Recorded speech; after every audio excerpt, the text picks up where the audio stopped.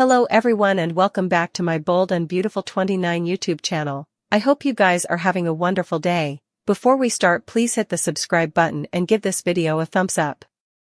In Forrester's design office, Hope doesn't like Steffi, inferring that her mama is over to the task of running the company. Steffi responds that's not what she's byword, only that Brooke has paid a high price for Hope's conduct. Her father and forefather are principally banished from their own company. Hope urges her to just accept that this is the future of Forrester. She'll see that at the launch of the jewelry line moment. She'll be celebrating in the arms of the man she loves. In the main office, Brooke tells Carter she can see this is importing on him. He protests that the Forrester fired Hope and sidelined all of them. Ridge blinked his ideas. Brooke denies that's the case. He always valued him and his fellowship. Carter quaffs, I valued his. Brooke says it's Valentine's Day, and they're without the person that they love. At the Forrester manse, Ridge and Taylor spoon and talk about chancing their way back to each other before participating a kiss. Eric wanders in and suggests they sit and watch the jewelry line drop. It's bound to be a success. Ridge says the success will be his pater. Eric grievances that they wouldn't get any credit after being ousted from their own company. In his office, Finn fires off a textbook to Steffi, apologizing for having to work such a long shift on Valentine's Day and saying he loves her. After, he mutters, how do I tell you Luna's my son? At the Forrester manse, Steffi and Daphne have joined the others to watch the jewelry line drop. Steffi gets Finn's textbook communication and replies, Happy Valentine's Day, with a heart emoji. She pauses and looks thoughtful. In Forrester's main office, Electra gives Carter the custom piece he requested for Valentine's Day. Carter tells her it's exquisite and that Hope will love it. Opening the office hole to hide it, Carter spots Eric's stapler and pauses, lowering. Hope, meanwhile, makes a speech drinking everyone to the Carter-Walton period of Forrester creations. Katie tells everyone the figures are looking good and doles out instructions to the workers. Will tells Electra she's about to be in late success. Brooke and Hope gush about the line, and Carter tells Electra she and Ivy have created a stunning line good of the marker. Hope sensations that the orders keep coming in. This is what the future of Forrester creations looks like. She gives Carter credit. Zen says Eric and Ridge inked off on the jewelry line too. Hope replies that Carter had the vision and this is only the morning. Brooke gives Carter the hairy eyeball. At the Forrester manse, Ridge and Eric suppose the jewelry line appears to be a big success. Taylor agrees. Steffi says they put the pieces in place and now Hope and Carter get to reap the prices. Ridge grunts, Brooke too, and remarks on her betraying them. At Forrester, Brooke congratulates Katie on her hard work and Zen tells Electra she should be proud of herself for representing their family name. It's important to flash back. Hope calls for a festivity with champagne and makes a speech about the unborn no way looking further bright or fair. She kisses Carter as everyone exchanges awkward ganders. Brooke gapes daggers at Carter. Charlie comes in with a huge bouquet from the international office. He senses an awkward vibe in the room. Electra gets a textbook from Ridge telling her she makes the family proud. Hope asks for many moments alone with Carter, so Charlie ushers everyone out and closes the door. Hope asks her Swain, what's going on? They did it. It's passing. Carter says, it's a Forrester without Eric, Steffi, and Ridge. In his office, Finn looks at a print of him and Luna together and flashes to freeing Steffi from the pen. First Sheila tried to kill you and now Luna. My son. You need to know, Steffi. You need to know. At Forrester, in the wardrobe area, Will tells Electra she deserves her success. Pointing out that it's Valentine's Day, he produces a teddy bear and red roses. They kiss.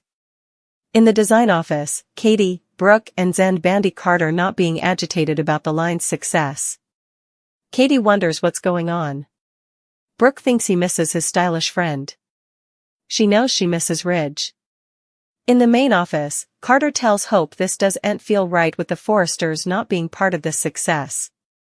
Hope urges him not to let this pall over his accomplishments. He did this. He dared to dream big, and it succeeded. Allow yourself to celebrate that. Carter agrees that they righted the boat and proved that they can lead. Perhaps this is our chance to go out on top. Hope pouts, confused. At the Forrester manse, Steffi takes Finn's call. He says he's wedged at the sanitarium and doesn't know when or if he'll be home. She reassures him. He really does need to talk to her. She says she loves him, and he returns the sentiment. I'll see you when I get home. Steffi disconnects, and Taylor explains that Ridge went for a walk. He's processing a loss. Steffi is sure Carter will realize he made a mistake. When he does, they will get their company back and relieve it of the Logans formerly and for all. In the main office, Carter wants to celebrate with Hope, but it doesn't feel right. He tricked them. It was underhanded, however. Show him the books and the protrusions. If we apologize, Hope gops, if they go to Ridge. You want me to apologize to Ridge and Steffi after everything they've done to cheapen me, to affront me? Carter, no. No. Carter pulls out Eric's stapler. This is Eric's stapler. This is his office. His office, his president, it's not mine. I feel like a snake. Because I am. Hope tells him to stop it. He's no similar thing. What he did was heroic. Carter shakes his head. There's nothing heroic about what he did. He doesn't suppose he can go on like this. I do'n't suppose I can live with myself. Carter tells Hope they've proven themselves, it's time to make this right. Hope can't believe he's asking this of her. She erupts, after you said you had my reverse. You said you would stand by me. Carter demurs, I'm by your side. I love you. He doesn't want to fight with her on Valentine's Day. He pulls out the choker, but she says it's not the time for that. I can't go back to the way effects were. We can't go back to the way effects were. I can't. With that, she leaves the office in gashes. Crying, Carter takes the choker out of its box and paces around holding it. Fuming, he pounds on the office and shatters the rock. Hard into pieces. Suddenly, Ridge appears. Heavy is the head that wears the crown, huh, Carter? Luna Nozawa has been trying to vend Bill Spencer on her metamorphosis, so she's been venting her regrets and promising she's changed.